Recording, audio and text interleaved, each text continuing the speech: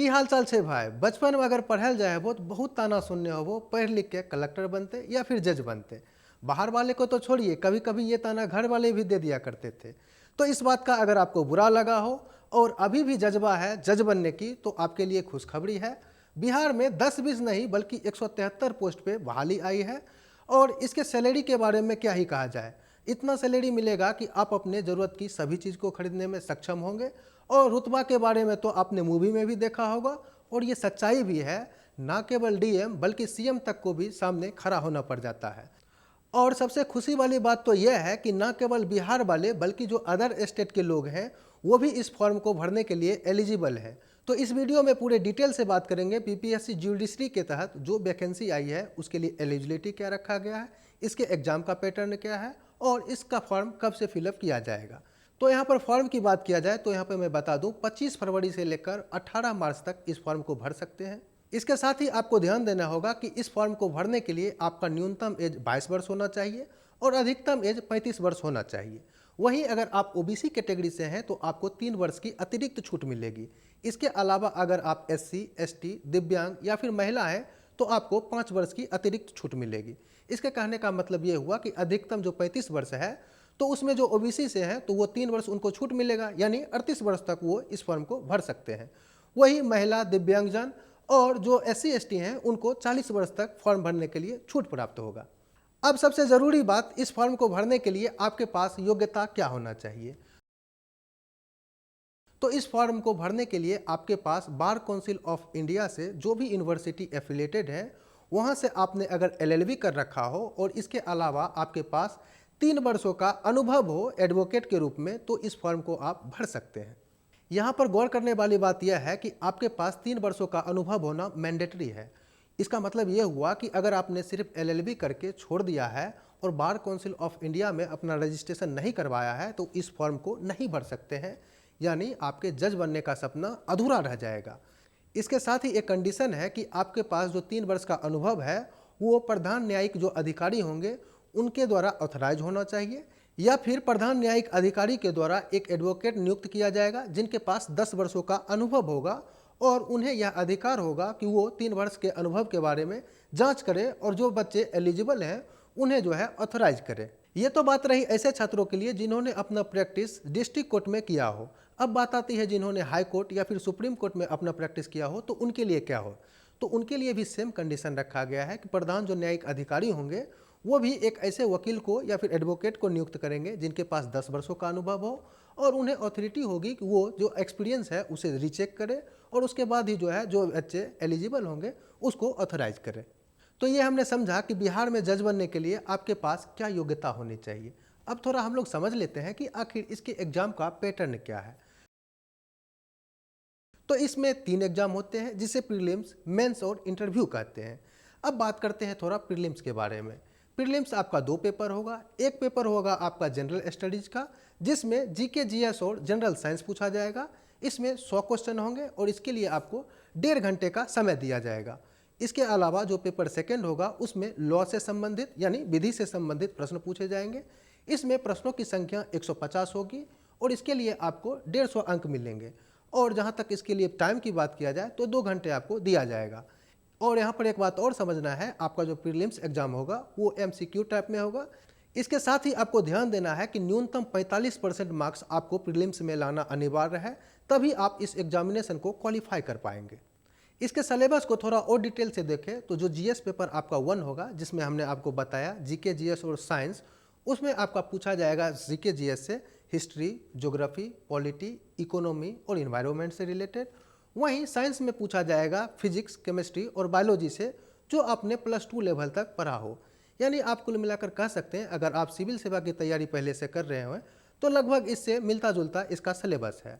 वहीं इसका जो पेपर 2 होता है वो बिल्कुल अलग हो जाता है, चूँकि इसमें वैसे ही स्टूडेंट मतलब पारंगत हो सकते हैं जिन्होंने लॉ कर रखा है, जैसे कि इसके सिलेबस से ही पता चलता है जो कि मैं आपको बता रहा हूँ।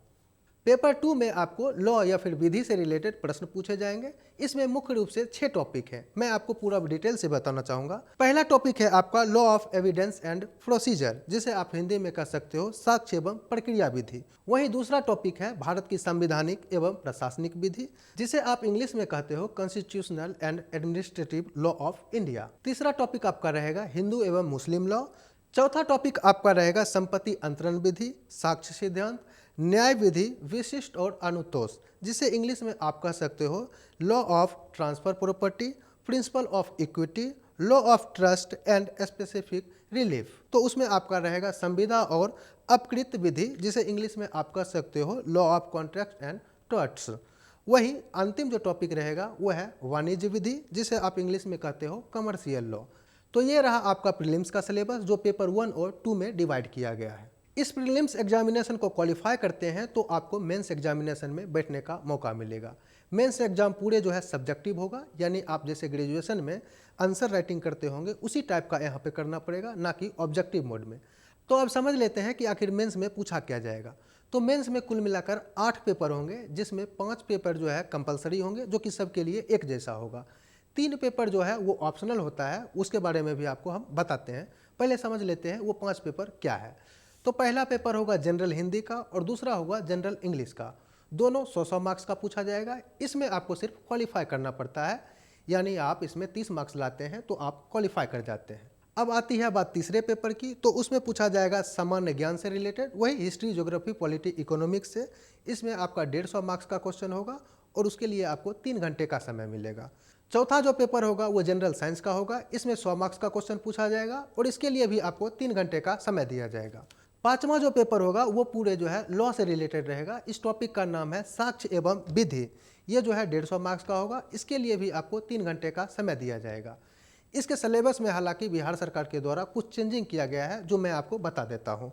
इसके टॉपिक में जो है इंक्लूड रहेगा भारतीय साक्ष्य एक्ट 2023, सिविल प्रक्रिया संहिता 1908, मध्यस्थता अधिनियम 1996, भारतीय नागरिक सुरक्षा संहिता 2023 और भारतीय न्याय संहिता 2023, जो कि नए सिलेबस के अनुसार आपको पूछा जाएगा।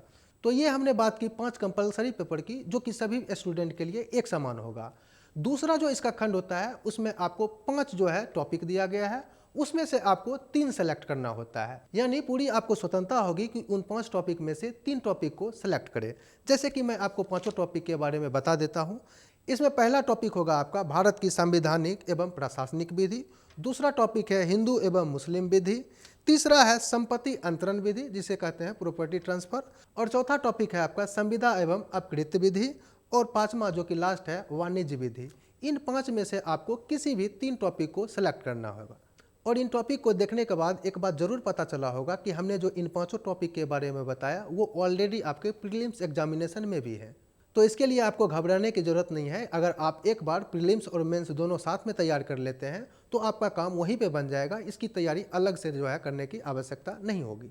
एक बात आपको और भी ध्यान देना होगा, अभी 3 टॉपिक हमने जो ऑप्शनल बताया वो तीनों जो है 150 मार्क्स का होगा, यानी कुल मिलाकर आपका हो गया ये 450 मार्क्स का। और उधर जो 5 कंपलसरी पेपर की बात की, जिसमें हिंदी और इंग्लिश में तो सिर्फ आपको पास होना होता है, बाकी जो 3 सब्जेक्ट हैं उसके मार्क्स जो है मेरिट लिस्ट में जोड़े जाते हैं। तो इसका मतलब ये हुआ कि कंपलसरी पेपर से 400 मार्क्स और इधर जो हमने बताया ऑप्शनल, उससे आपका 450 मार्क्स। तो टोटल मिलाकर हो गया आपका 850 मार्क्स, जो कि आपसे मेंस में पूछा जाएगा। मेंस में आप जितना अच्छा नंबर लाते हैं तो उसके आधार पर आपको इंटरव्यू के लिए कॉल किया जाएगा। आपका इंटरव्यू 100 मार्क्स का होगा और इंटरव्यू के बारे में साफ कहा गया है कि उसमें कम से कम 35% मार्क्स लाना आपको अनिवार्य है, तभी आपका जो है नाम मेरिट लिस्ट में आएगा। तो कुल मिलाकर कहा जा सकता है कि मेंस और इंटरव्यू में जो आपका मार्क्स है 850 प्लस 100 इंटरव्यू का, इसी के आधार पर आपका मेरिट लिस्ट बनाया जाएगा। थोड़ा समझने के लिए आपको बता दें कि प्रीलिम्स का कटअप जो है इसका 170 से 72 के आसपास जाता है। वहीं अगर हम फाइनल मेरिट लिस्ट की बात करें तो लगभग 950 मार्क्स में से 450 प्लस मार्क्स अगर आप ला लेते हैं तो आपका सिलेक्शन एक तरह से आप समझिए पक्का है, क्योंकि अभी तक के ट्रेंड के हिसाब से देखा गया है कि कटअप 450 के आसपास ही रहता है। तो अगर आप इतना नंबर ला लेते हैं तो आप जो है सेफ जोन में रहेंगे। अब एक बात और भी ज़रूरी हो जाता है, जैसे कि हमने बताया भी कि न केवल इस फॉर्म को बिहार वाले बल्कि अदर स्टेट वाले भी भर सकते हैं। लेकिन यहाँ पर ध्यान देना होगा कि आरक्षण का लाभ सिर्फ बिहार राज्य के निवासी को ही मिलेगा। यानी जिनके पास बिहार राज्य का जाति, आवासीय या फिर अगर वो ओबीसी कैटेगरी से हैं तो नॉन क्रीमी लेयर सर्टिफिकेट, या फिर ईडब्ल्यूएस कैटेगरी से हैं तो उसका सर्टिफिकेट जिसके पास रहेगा वही लोग इसका लाभ उठा सकेंगे। बाकी जो भी लोग होंगे वो जनरल कैटेगरी के तहत जो है गिना जाएगा उनको।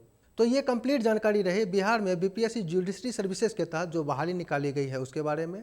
अगर हमारा इन्फॉर्मेशन आपको अच्छा लगा हो तो लाइक और शेयर करना ना भूलें। साथ ही साथ नई वैकेंसी से अपडेट रहने के लिए हमारा चैनल सरकारी जॉब कनेक्ट को सब्सक्राइब करना ना भूलें। धन्यवाद।